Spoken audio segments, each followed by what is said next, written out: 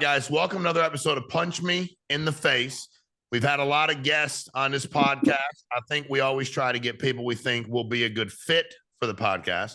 I don't know if there's ever been a better fit than my man Eddie Lacy, because I'm 51. How old are you, bud?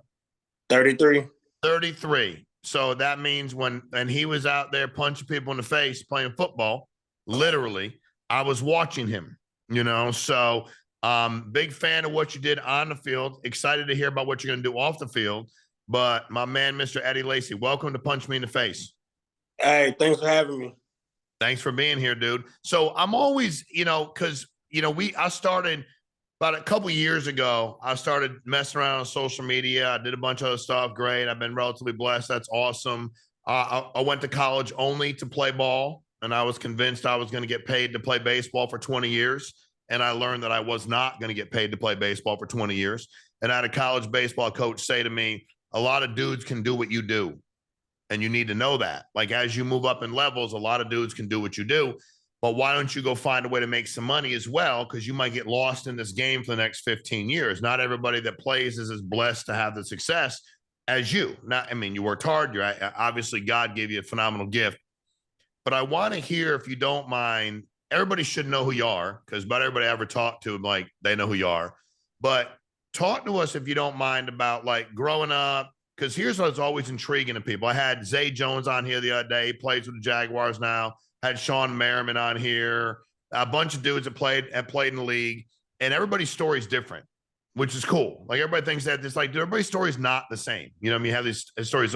So you had a lot of success. You played at the University of Alabama, correct? Correct.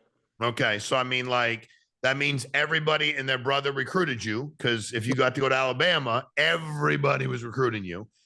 Growing up, like, talk to us about that, growing up, and when did you know or believe that, like, you had a shot to do something like play at the University of Alabama and play in the league? Well, so growing up, I first got into sports because of my friends. Back then is when, like, kids was actually outside playing around, riding bikes and stuff. Yeah. The only time kids ride is when you were punished, and nobody wanted to be punished. So, growing up, my friends, we would go to the playground, play football, basketball, baseball. We played every single sport except for soccer, basically. And that's pretty much how I got involved in it. And it was more so for the fun and just for being with my friends. And that's how I got into the sport. And it wasn't until, like, after 2005, the hurricane came, and then everybody was pretty much displaced, that I was playing football for the first time on my own, like, without my friends. So, like, that fun aspect wasn't fully there. I was just playing on my own. And I thought that would be the last time I played football, high school football. College wasn't, like, in my view, in my radar at all, because like, my grades declined because of the hurricane, because we had to move, because I wasn't with my friends, because we were in a new place, and because people looked at us different because we wasn't from there, and the reason why we wasn't from there. So it was a bunch of I shouldn't call it a negative, but at the time, being 15, 16, 17 years old, it was a bunch of different negative things coming towards me. So football was my outlet, and I thought high school would be the only time, my last time playing. And my senior year of high school, that's when I found out that a lot of colleges were recruiting me. My coach set me down, and he told me, like, all these schools are after you. And he gave me, like, every single letter of every single school. But he was like, your grades, like, with your grades being what they are, you're not going to be able to make it anywhere. So once I seen that, it kind of, like, sparked me a little bit to, like, I got to get to it. I got to study. I got to do this. I got to do that. And it was a long road, a long school road for me to be able to make it to college. And I had to go to summer school. I had to do so much different things. But yeah, that's pretty much how I got into it, and then a high school aspect leading up to college. So you got displaced, hurricane. Displaced where? Where did you go to high school? Like, where were you going to high school, and where did you end up going to high school? I grew up in Gretna, Louisiana. That's where I'm from. Okay. After Hurricane Katrina, we moved to Texas, and then we stayed in Texas in a hotel for until basically we only had enough money to get back to Louisiana. Okay. And once we got back to Louisiana, we moved from we bounced around from like family member to family member because everybody was just trying to find their bearings, just trying to find something. And so we bounced around, and then we ended up in Geismar. It's called Geismar, Louisiana. That's where we ended up staying. This family actually took us in, and so we spent the first 2 years of high school living with this family who allowed me, my mom, my dad, and my sister to live with them until my parents could find jobs enough to where we were finally able to afford this trailer, which is where we finished high school.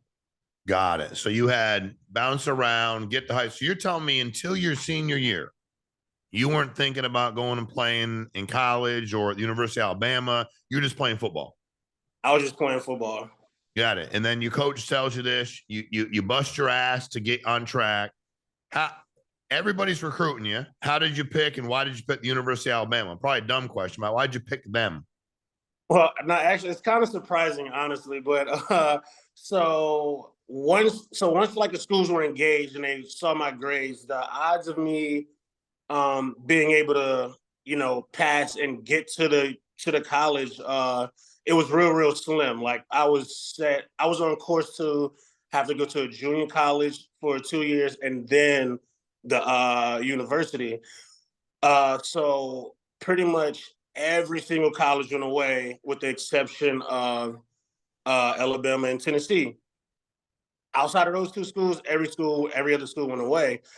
So, like I said earlier, I went to summer school and I had to make a certain grade. I made the grade, and even with the grade, I was a half a credit short of being eligible for college. So I had to go through the NCAA clearinghouse, and then they ended up clearing me. So then I was able to go straight to the university.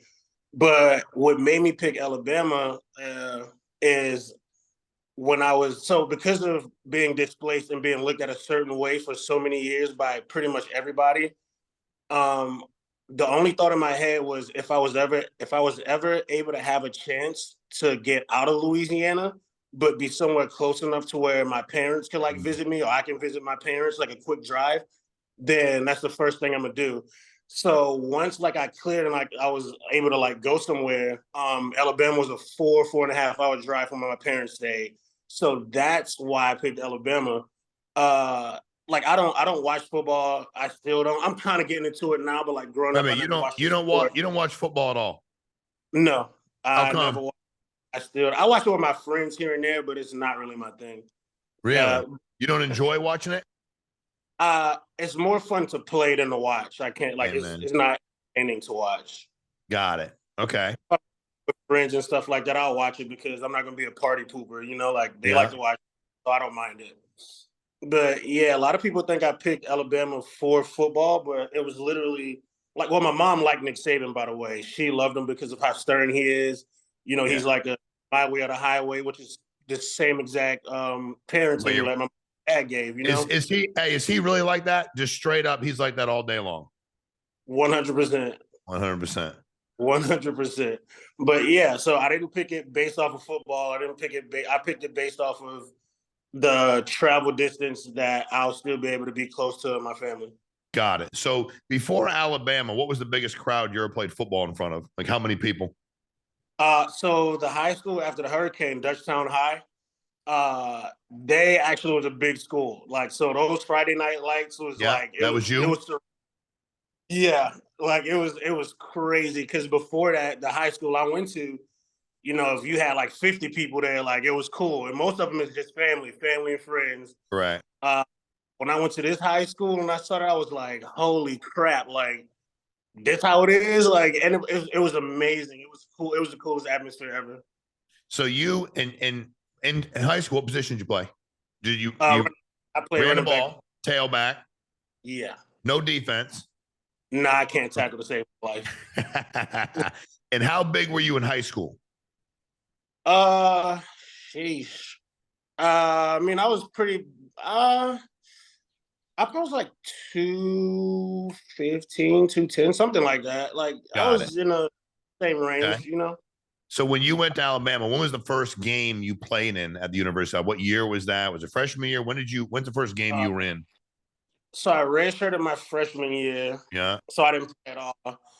I think I want to say 2010 was the first time I ever played, and it was a it was a bowl game. It was a bowl game, and like we was blowing the team out, so like it took Yeah. everybody else and put, I got to play. Yeah.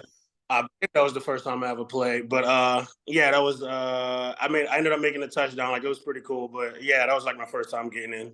Well, you had one hell of a career there. When did you realize, Eddie, that you was going to play in the league? Uh, it was my senior year, so my redshirt junior football year. Um, it was the last two games, the SEC championship game and then the national championship game. Okay. Those two games were the SEC championship game is when I was like, holy crap, like it's possible.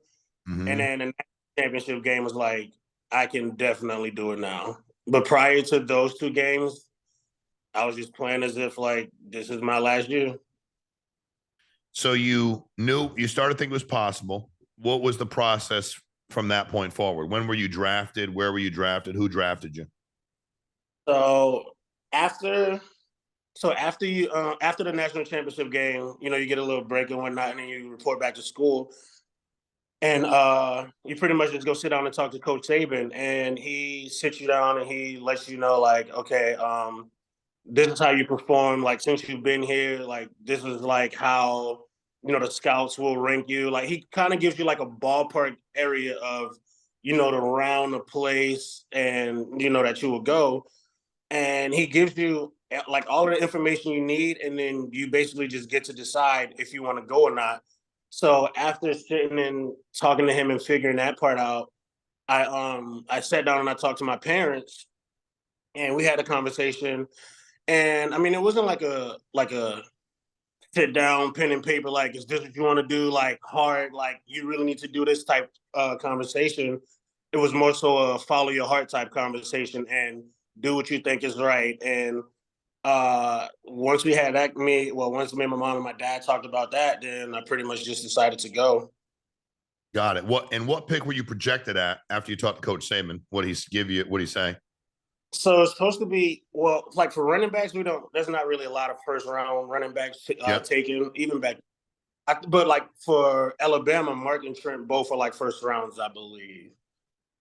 I believe they both are first rounds. But I was projected to be the first running back taken, but there's not like a run. It could be like end of the first, early second, like So whatever, you're whatever. projected to be the number one running back taken in the draft. Right. So whenever a Got running back was, whether it was first round or second round, I was supposed to be the first one. it.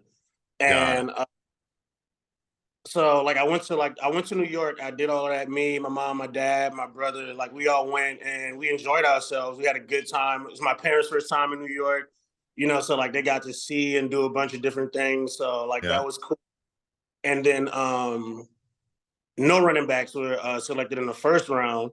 So instead of staying in New York again, I left. I believe my parents and brothers stayed though, just in New York, not going to the draft. Yeah. But I left. I went back to Alabama, and then when I landed, uh, I turned my phone on, and then I got the phone call from the Packers, like literally on the plane, like getting ready to get off the plane. And yeah, it was the second round 60. I was the second round 61st pick. I think I was the third running back taken overall. Got it. Okay. So to the Packers, what year was that? 2013 And quarterback at that time was who? at Green Bay. Yeah. A-Rod. It was Rodgers. How many Yeah. now? Who's coach? Mike McCarthy. How'd you like playing for him? I liked him. I pretty much like every single coach in Green You pretty much seem like you like everybody. Bay. As long as you're not super mean, like I'm cool with you. Yeah. Yeah. You seem very easygoing for all the success you've continued to have. So Aaron Rodgers is there. You go to Green Bay. Was it overwhelming at all? Like, were you like at any point in time, like, dude, this is a like, because you went senior year in high school, you didn't think about playing college football. Boom, you're playing college football. Senior year, junior redshirt, you're like, you finally realize I might play in the league. That's late. You didn't walk in Alabama telling everybody you're gonna get drafted. You're like, I'm just gonna play football and have fun, right? Were you overwhelmed at all? Like walking in the Lambo, like at all, when you're like, dude, I play here, or is it just you just let things like they just come roll off your chest? Like, it was it was shocking. Definitely a culture shock too. But I wouldn't say I was. I think I was overwhelmed because when you first report, it's just you and like all the rookies. So you're pretty much just with people from college as well. But you know, you just in Lambo instead of being whatever college you're from. Yeah. But I definitely got overwhelmed the first time I got in the huddle with Aaron Rodgers because like the way the rotation was set, the starting running backs, which was James Starks at the time. Yeah. Every time A-Rod had a rep, James Starks was supposed to be in. And then when it was my turn, it was with a rookie quarterback or a second string quarterback. And the rotation got messed up somehow. And I ended up being in the huddle with Aaron Rodgers. And I was like that's when it like clicked. I'm like, holy shit. Can I curse? Like it was like my bad for cursing, but I was like, holy man. You curse whenever you want. And I was like, in my head, I'm like, oh my God, it's A-Rod. All right, he calls the play. And I'm like, all right, I know this play. So I line up and like, you got to play it cool. But like my mind is like, yeah, absolutely. So I line up. I'm ready. I'm thinking like, I can't wait to tell my brother. I'm going to tell my mom. Like I have all of this in my head. And he turns around and looks and he calls an audible, right? So at this point in time, I think we only on like week 2 install, you know, so we don't know anything as much as A-Rod knows. So he checks to like I have no clue about. And so when he checks, I turn around and I look at my position coach like, what am I supposed to do before he hikes the ball? And he hikes the ball and everybody takes off and go do what they have to do. And I'm in there and my heart drops. I'm like, oh man, like I messed up. Like this was my chance. And he looks back again and he like smiles and he's like, oh, come on, rookie, get in the playbook. And so I walk back to like my coach. I'm like, sad, you know? And coach is like, hey, don't worry about it. He's just messing with you. But that was my surreal moment. So that's an amazing story. So it's surreal. And it is A-Rod, it is Aaron Rodgers. I mean, it is freaking Aaron Rodgers. I mean, let's be honest, right? That was your rookie year. Mm-hmm. How much did you play your rookie year? I started. Yeah, I sure did. Towards the middle of training camp, I got the starting job. Okay, so did you think when you went in with the rookies at the beginning with a bunch of college dudes at Lambeau, nobody there yet, did you think I'm going to start in this team? Like I'm actually going to I'm going to be out there. I'm going to start. It's going to be me and Aaron Rodgers. Not at all. Like I thought they was bringing me in to start eventually, but it would be a learning curve thing. I didn't know it would be like let's like get him ready to like for his starting position, like not from Jump Street because I still had to work your way up the ladder. Yeah. But I had no idea like my first year is the year that I would be able to start. How was it playing with Aaron Rodgers? I think it was the coolest thing ever. He made it so much easier and like is he as smart as everybody says he is? Yeah. Yeah. He is. Yeah. He perfected his craft. Like he's a man who perfected his craft. But he made the game so much easier and he's like slowed it down. Yeah. When did you go from that moment in the huddle, like, damn, you're Aaron Rodgers, you checked, I don't know what play it is, getting a playbook rookie, to where you're like, dude, I'm here, like with him? Was it game 1, 3? He pulled you aside one day, he didn't? When did you know, like, this dude believes in me completely to do my job? I honestly, in order to get in the huddle period, you have to be a guy who knows what you're doing. Yeah. Like, no. But you have to know what you're doing because if you don't, I mean, you can see him on TV. Like whenever he'll throw the ball and like something, him and his receiver is off, and like you see the look. Yeah. Like you you have to be there, like no matter what. So if you're not confident in yourself and you don't know what's going on, and the odds of you being in there is like slim to none. How much work did you have to put in to the playbook and all the stuff off the field to be prepared? Man, that playbook, that's a 24/7 thing because there's so much Really? stuff. We had to learn like the receiver signals too, because like if he signals somebody, we have to know like their route changes, so it might change what we have to do. So it was like you in a building for what 6-7 hours. After that, you get the rest of the day off, but it's like you have to get in the iPad, like you have to, and it can check the iPad too, so they know if you in it or not. Where'd you get that work ethic? Because everybody that has your talent doesn't work that hard. I mean, there's people that didn't do it, right? Nick Saban. Nick Saban. Everybody who come out that program, they literally know they have to do what they have to do. Like college is literally the hardest part. Really? And if you come out and you keep that same mentality, I mean, unless it's like a freak injury or something like that, like if you come there, like you have a pretty good chance at being, successful on the next level. So how many years you play with the Packers? I played with them for 4 years. Then what? Played there 4 years. Then what'd you do? And then I played my last year in Seattle. Got it. 4 with the Packers. They trade you? No, it was the end of my contract. End of your contract. Your contract was done. They didn't re-sign you. Then you went to Seattle for a year. Right.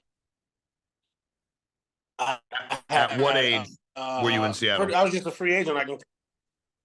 Got it. So you played in Seattle 1 year. We'll say what? You played in Seattle 1 year. Yeah. Yep. Got it. And then you were done in the league. Yep. At what age? 28. So, and it's funny. Okay. So, first of all, I think the thing about this dude I knew, he went to Villanova.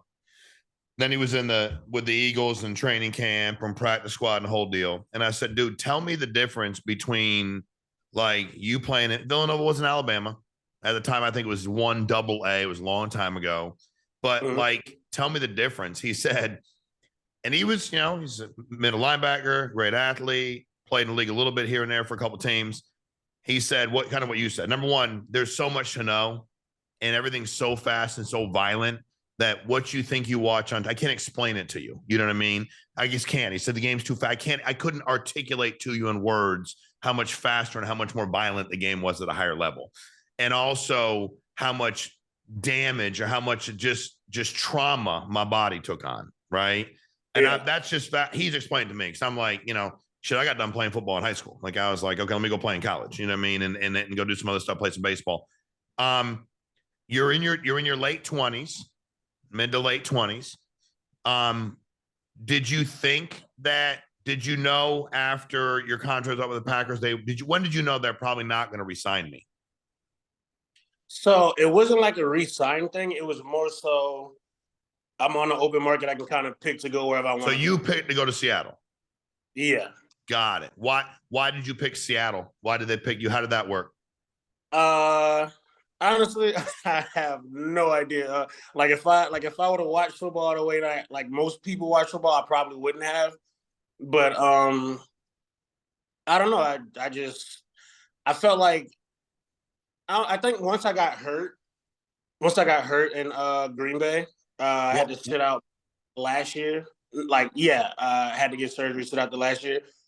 And you kind of become like a ghost, you know what I mean? Like you're in a building, but because you're not in it, you're pretty much like an outcast, just on the outside looking in. And at the time, like I never understood that because I never had like a season-ending injury before, and so I never knew what it felt like to be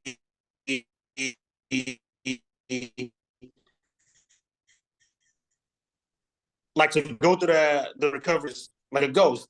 So instead of me just taking it like it's just a part of like normal, like then you pretty much up and go from there.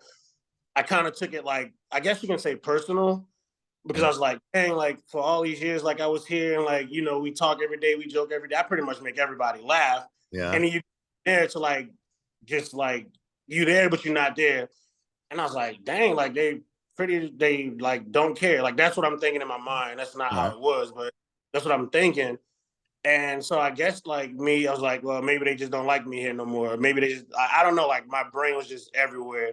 So then I was like, I don't know. Maybe it's time to try something new.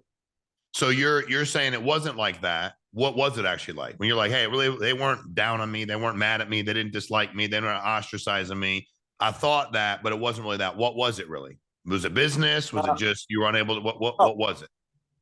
yeah, it's definitely business for sure. But like, I mean, the game goes on. Like they have, the next guy, whoever's next in line, he had to get ready. They still have to come up with game plans. Everything has to go the way Yeah. it's been going prior to me, like not being a part of it anymore. And that's pretty much all it was. It was no more, no less. But you were in your head about it. You were thinking, and it Yeah, got you thinking about what you thought they were doing too, which they weren't. Then you correct. decided to pick Seattle. Who was the coach in Seattle? Pete Carroll. How was that playing for Pete Carroll? Pete cool. Yeah. Pete players coach. He is cool. Okay. How was the team the year you played? We all good? Uh we didn't have the same offense as years prior, which I found out once that was kind of too late. But Yeah. we didn't have the same like offense we had. We had the same defense, so to speak. I think we still had this. They had the same defense, but it wasn't the same like Seattle team as it was like leading up to what was it 2017. What was it like playing for the Packers fans compared to playing for Seattle fans? Honestly, they're both great fans. I They're think both Seattle crazy fans, fan base, right? They're both rabid yeah, fans, yeah. I think Seattle's fans are like a little bit louder. Packers fans are like way more loyal. Uh, but I don't think there's any two better like league franchises whose fans are like dude. I'll all tell you about their what, the loudest game I've ever been to in my life, and I don't like. I'll go to games. I watch it, not as much, but I bet on it way too much. But I don't think it's the player's fault when I lose my bets. It's my fault. You know what I mean? I went to see Seattle play uh, Denver in the Super Bowl in New York, and open and play ball snapped over Peyton Manning's head, safety, and Seattle throttled them. But dude, I've been to a lot of Super Bowls, but it was like the Super Bowl was being played in Seattle. Like I'd never seen. I looked around, I was like, dude, like, and the Broncos seemed to have a good fan base, but the place was freaking. It was like college football. It was that kind of energy. Like when I went to see yeah, Alabama Auburn, I had an attorney I hired in Alabama, and he said, "It's been working with you. I want you to go to the Iron Bowl." I said, "What the fuck's the Iron Bowl?" He said, "When Alabama plays Auburn." I was like, "Dude, I'm from Connecticut. We don't even have college football. Like, we don't have any college football. University of Connecticut couldn't beat anybody in college football. They can beat you in basketball. They ain't beating nobody in football." And yeah. so I went to that game, and I was like, I was in awe for the first half of the game that many people were at a game, that many people were that crazy about the game, that many people were arguing with each other about the teams that they weren't on. And the last thing Mhm. I was crazy about is they said we. And I kept going, who's we? Like, ain't none of y'all on the team. They're like, we're going to win. I'm like, motherfucker, they playing. You just eating a sausage dog. You aren't going to win. They are playing. You can say we are going to eat more sausage dogs or drink more beer. They're playing a game, you know? Um, Play a year in Seattle, play for Pete Carroll. Great dude, have fun. What happened at the end of that year? I pretty much stopped playing. Uh, I felt like it wasn't as fun for me anymore. Uh, and I don't know if it's because like I don't know if I like just 100% was over it, or if like the business aspect of things took away from the Yeah. fun of like me like enjoying what I'm doing and like thinking I'm the kid that was playing with like my friends growing up, which is the reason why I played anyway. Like it's fun. Like I like that's my it's my happy place, it's my outlet. And that part left. And like I had like workouts for like a few other teams after that to like play again, and it's like I couldn't force myself to do it because the reason why I was doing it in the first place wasn't there. And I can't, like, a lot of people would be like, man, you know how much more money you can get, you know how much this you can get, you know how much that you can get, like just to go play, like sit on the bench, do this, and it's like, if my heart isn't in it, then I can't make myself do it. And in college, if I had to learn one thing, Saban would always say, if you don't put 100% into what you're doing, especially like in a violent sport, like you can get hurt real, real bad. Amen. And the thing I want to do is get hurt real, real bad. Like I made it 5 years. I was able to change the life of my immediate family as well as Amen. myself. And so like I felt like up to that point in my life, like I accomplished what as much as I could. And I was able to kind of like, I mean, I didn't like it, by the way. I didn't like the fact that I lost my happiness for the game because Yeah. I love to play the game. Yeah. But I think like the fact that I was just able to help people, help my Yeah. family, it kind of helped the balance of me dealing with the fact that I did lose my love for the game. Well, I'm gonna tell you what, you're actually, you got some crazy good energy, dude. You're like literally one of the most likable people I've ever met virtually. I look forward to meeting you in person. Um, because I think the struggle, we talk a lot on here about, when I was starting this whole thing, the guy said to me, "What do you want the name of the podcast to be?" I said, "Humble and Hungry." And he's like, "Why?" I'm like, "Well, I just like, my mom taught me a lot of humility. But my mom also taught me to always be hungry to help other people." And I'm like where you are in business. If I love doing it, I'll do it. If I don't love doing it, I won't. I was a child protective services worker with kids that are abused and neglected for 14 years. The minute I didn't love doing it, I'm like, these kids could get hurt. I ain't gonna do it anymore, right? Um, so you transition out of league, fall in love with the game. Appreciate your honesty, by the way. Realize that it did what I needed it to do for me and my family. Like it accomplished something for me. I didn't love it anymore. What did you do? Well, first of all, before I ask that, defensively, because you played during some crazy years, who's the hardest hitting dude on the other side of the ball you ever played against? You're like, dude, there's one guy I wouldn't want to. If I had to pick one dude not to hit me, meet me in an alley somewhere, hit me, who would that be on the other side of the ball? 100%. Cam Chancellor. Really? He was the safety for the Seahawks I before I know got exactly there. who he is. Yeah. He just laid a wood on and hit you. Yeah, we had a big collision, and I was like, I'm pretty sure I never want to do that ever again.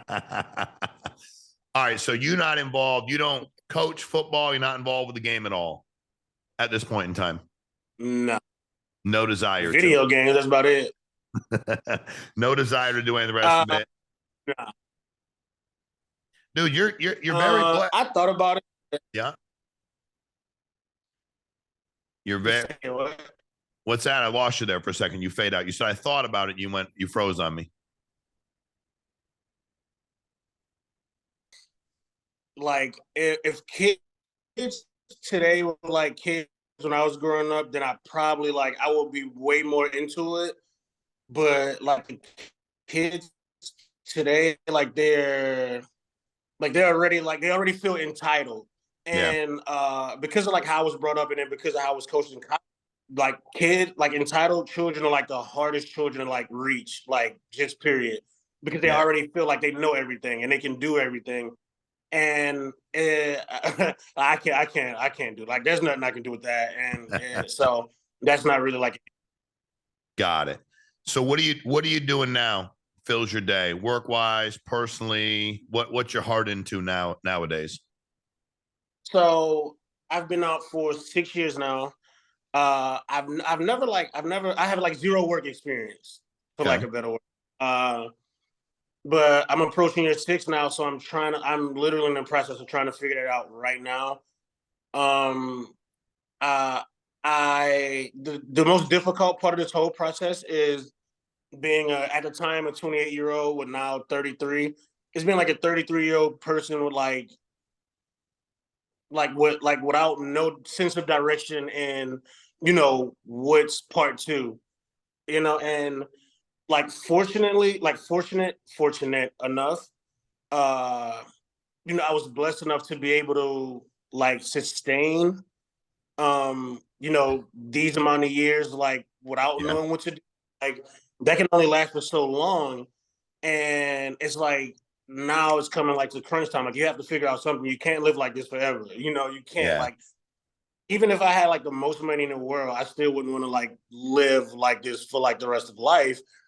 But like now I'm just trying to figure it out, and I'm just taking chances pretty much. You know, if an opportunity presents itself, you know, instead of saying no because I'm afraid to or I don't know how, it's more so say yes and then try to figure it out and then get into it.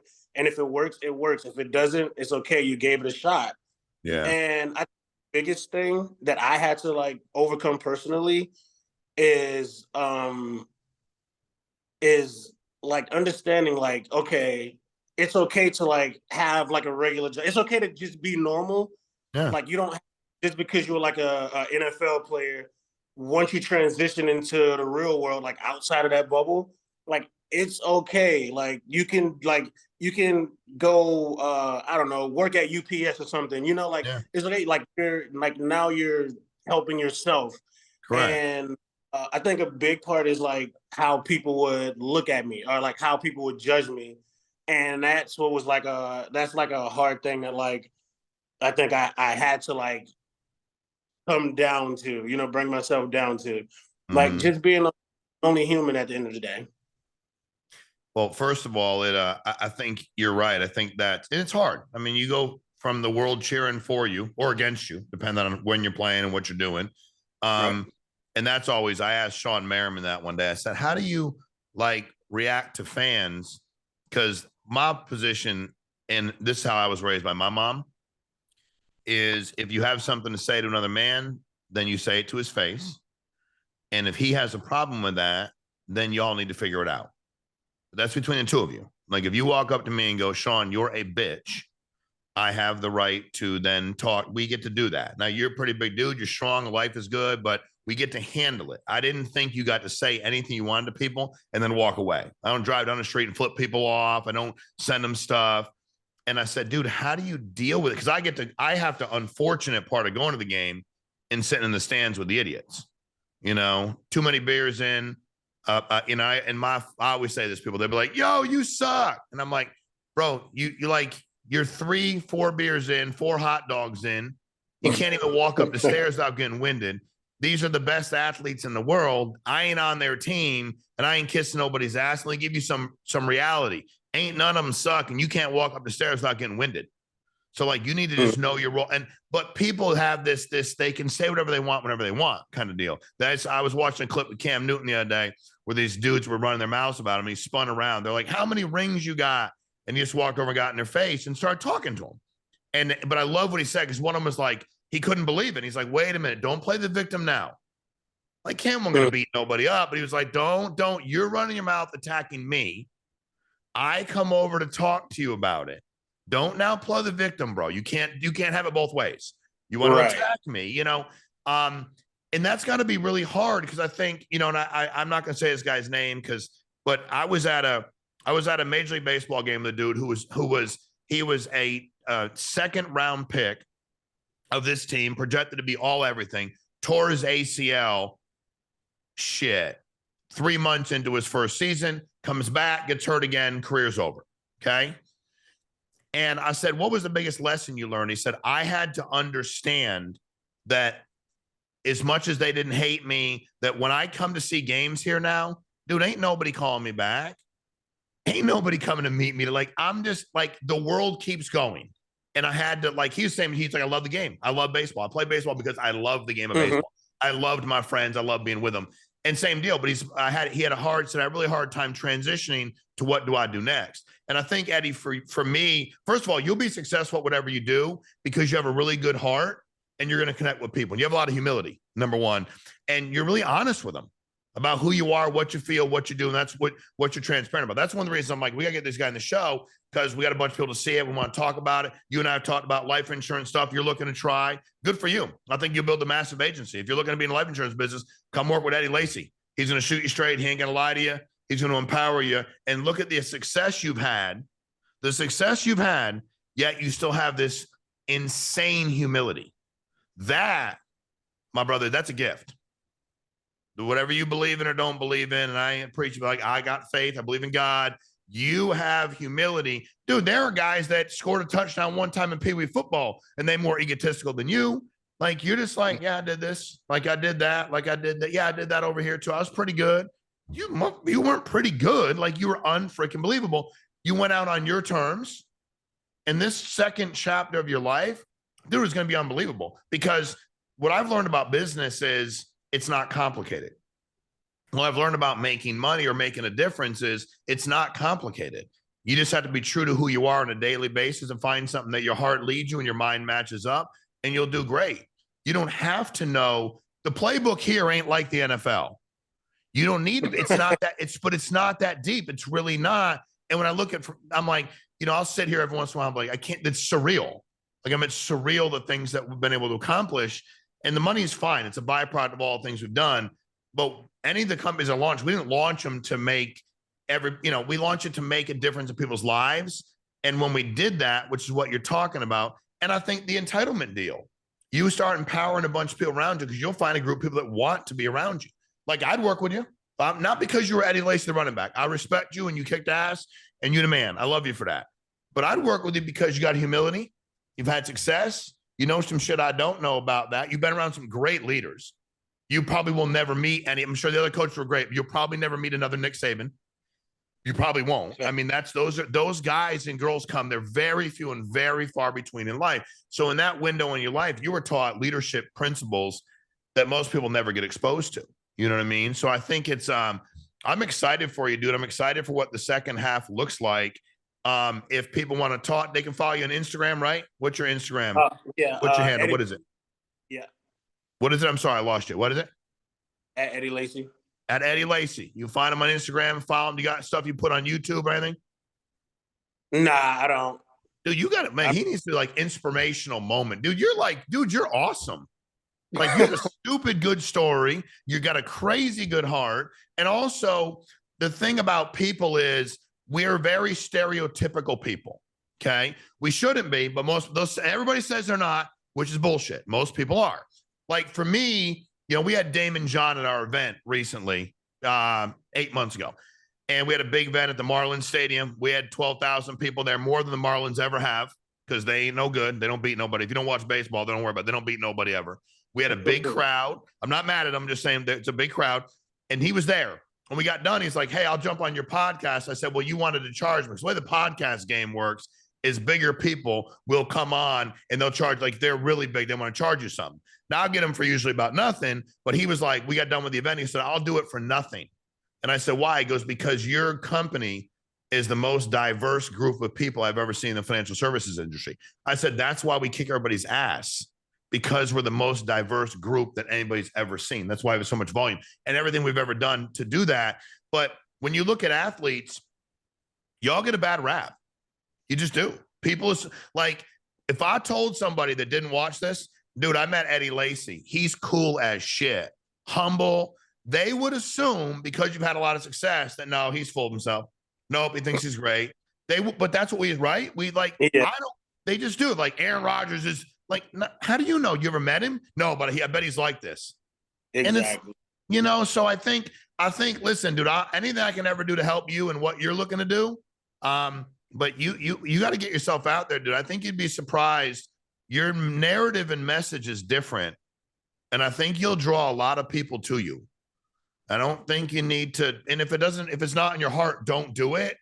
But if there's other people out there looking for their second chapter, you probably could help them out quite a bit, So if there's anything I can ever do to help you out, I will.